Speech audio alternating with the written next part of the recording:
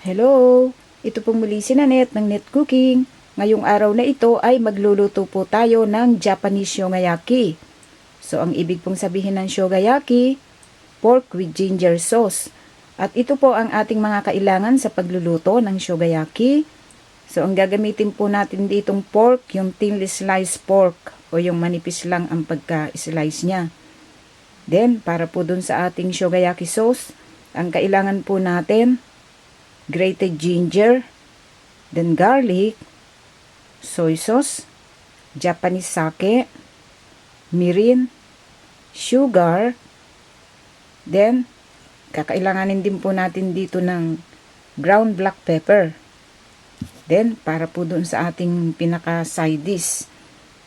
So shredded cabbage, then mini tomatoes. Depende sa inyo kung ano ang choice na vegetables o gusto nyong ipang side dish dito sa ating gagawing Shogayaki. Okay, ito po lamang ang ating mga kakailanganin sa pagluluto po natin sa ating Japanese Shogayaki. Okay, napakasimple lang at napakadaling gawin ito. Umpisahan na po natin. Then ngayon, ang unang gagawin po natin dito, so itong pork, lalagyan po natin ng ground black pepper. So, sprinkle natin.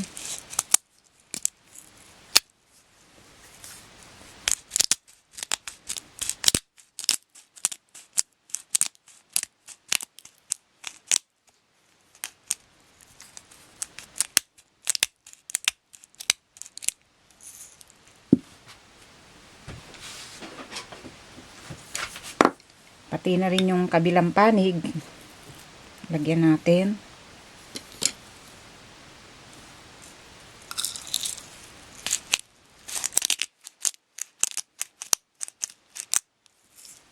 Then ngayon, gagawa po tayo dito ng pinaka-sauce nitong ating Shogayaki.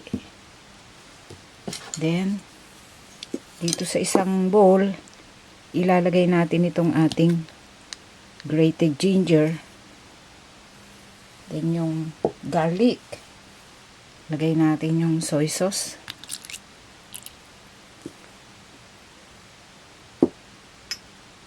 Sake. Mirin. Then sugar. Haluin natin mabuti. Then, ito yung pinaka-sauce nitong ating Shogayaki. Then, ngayon, ang susunod po natin gagawin, dito sa ating frying pan, maglalagay po tayo dito ng cooking oil. So, konting cooking oil lang. Then, dito po, hintayin lang natin uminit yung cooking oil. Then, i-distribute lang natin itong cooking oil dito sa kabuuan ng frying pan. Then ngayon dito po ilalagay natin yung ating sliced pork. Okay.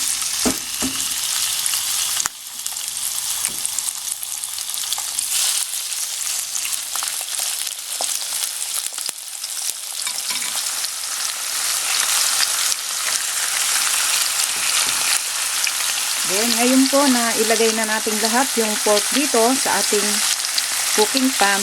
So, baligtarin natin para yung kabilang panig naman ang luto.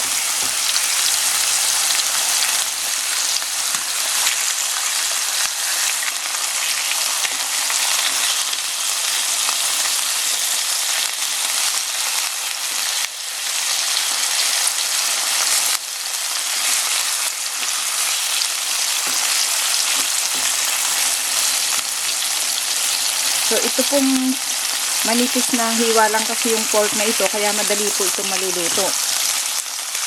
Okay.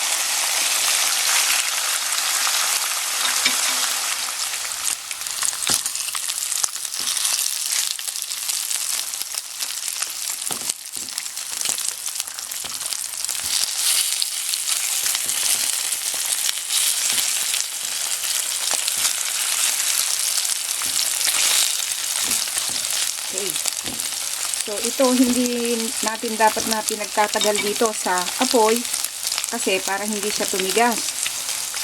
Then ngayon, ilalagay po natin yung pinaka-sauce nitong ating shogayaki.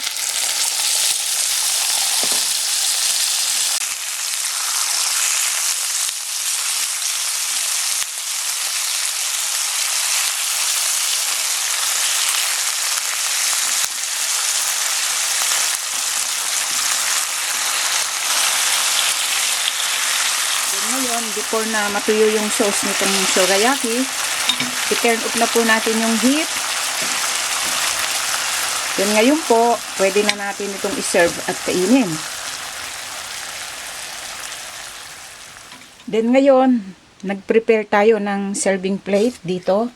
Then dito po, narito yung ating nilutong shogayaki. So ang gagawin po natin, ita-transfer lang natin dito sa serving plate.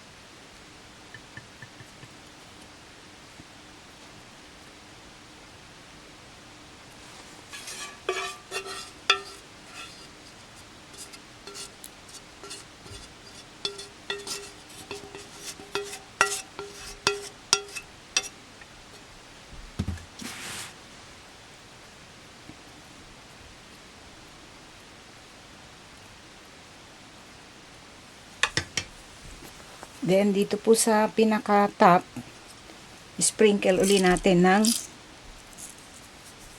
ground black pepper.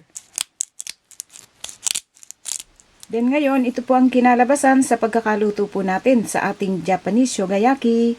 Sana po ay nagustuhan nyo ang pagkakaluto po natin sa reseping ito. Marami pong salamat. Ito pong muli si Nanette ng Net Cooking. Thanks po.